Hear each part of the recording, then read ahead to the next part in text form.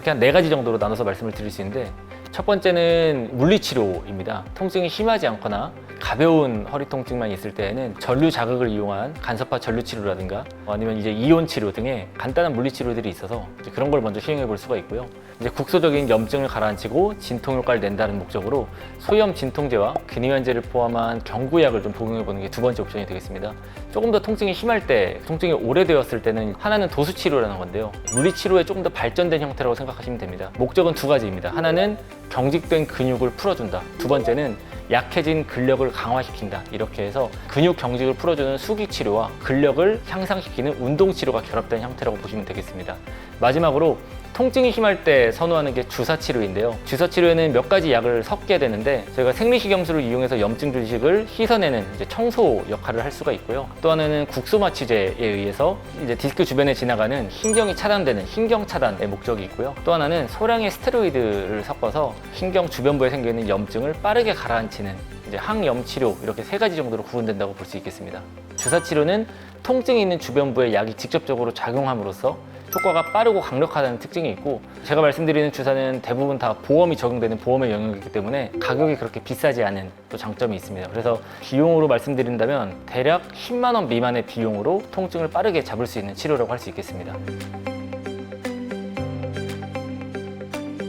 족저근막염은 남녀노소 할 거 없이 누구한테나 잘 생기는 질환인데요. 한 20대 이후부터는 정말 이제 뭐 노인분이건 남자분, 여자분, 뭐 젊은 분들 할 거 없이 누구에게나 흔한 질환인데요. 좀 불편한 상태로 장시간 보행하는 분들한테 좀 흔한 편이고요. 뭐 요족이라고 해서 발바닥의 모양이 평발의 반대 개념으로 아치가 좀 높은 분들이 있는데, 이런 분들이 족저근막이 좀 팽팽해져서 족저근막염이 좀 호발하는 경우가 좀 있습니다. 체질적인 요소로는 체중이랑 좀 밀접한 연관이 있는데, 그러니까 과체중도 위험 요소이기도 하고, 그렇지 않더라도 급격하게 체중이 좀 늘어난 경우가 좀 위험 요소인데, 내 체중에 이렇게 적응이 되어 있다가 갑자기 체중이 5kg, 10kg 늘어나면 그게 이제 적응되지 않은 상태에서 실제 절대치가 높지 않더라도 급격하게 체중이 불어난 경우에도 족저근막염이 잘 생긴다고 되어 있습니다.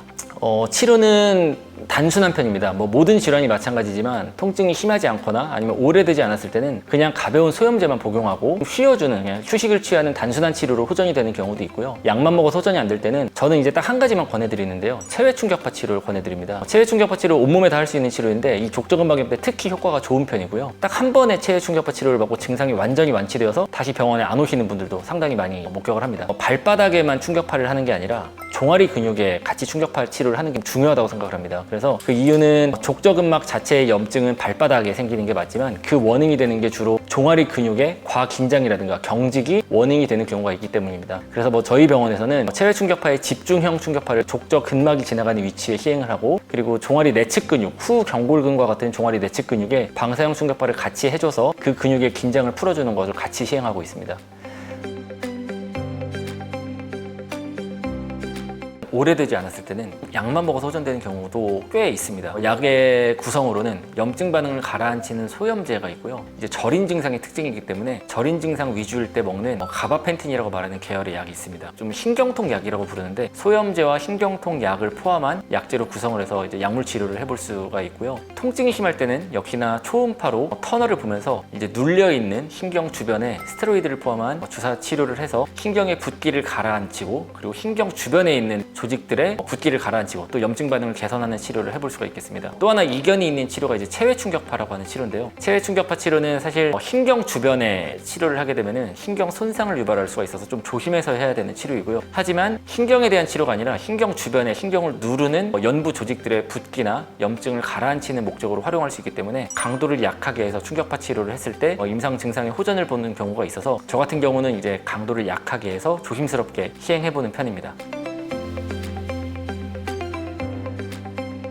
일단 팔꿈치 쪽이 아픈데 바깥쪽이 아프거나 안쪽이 아프고, 이게 테니스 엘보 또는 골프 엘보라는 걸 알고 있다면 아픈 상황에서 내가 손목을 많이 써서 아프구나, 지금 팔꿈치를 무리한 게 아니라 손목을 무리해서 아프구나라는 걸 이해하는 게 일단 제일 중요합니다. 그래서 통증이 있을 때 주의해야 될 거는 말 그대로 손목을 좀 덜 쓰는 동작을 좀 주의해야 될 것 같고요. 치료는 2가지 정도를 추천해 볼 수가 있고요. 첫 번째는 체외 충격파 치료입니다. 아까 전에 말씀드렸던 게 힘줄에 염증이 생기기도 하지만 힘줄에 미세한 파열이 일어나기도 하고요. 치료의 목표는 이 힘줄을 재생시키는 거 거이거든요. 근데 재생을 목적으로 하는 치료 중에 제일 도움이 될 만한 게 체외 충격파 치료입니다. 체외 충격파 영상에서도 설명을 드렸지만 이 충격파 자체가 외부에서 충격파를 가해서 혈관이 좀 자라 들어오게 해서 손상된 조직을 재생시키는 걸 목표로 하기 때문에 힘줄 재생을 돕는데 충격파 치료가 효과적이라고 말할 수 있고요. 두 번째는 주사 치료입니다. 주사 치료는 바늘에 찔러서 하는 치료이기 때문에 통증이 조금 심할 때 하는 편이고요. 스테로이드를 조금 섞어서 하는 스테로이드 치료는 힘줄 주변에 생겨있는 염증 반응을 가라앉히는 데 효과적이기 때문에 통증이 심할 때 고려해 볼 수 있습니다. 그리고 힘줄 손상을 재생시키는 목표로 할 수 있는 주사 치료로는 프롤로 주사, 그리고 DNA 주사, 그리고 PRP 주사라고 해서 내 피를 뽑아서 혈소판 성분만을 추출해서 거기에 있는 줄기세포 성분으로 재생을 돕는 이제 그런 여러 가지 종류의 주사 치료를 시도해 볼 수 있겠습니다.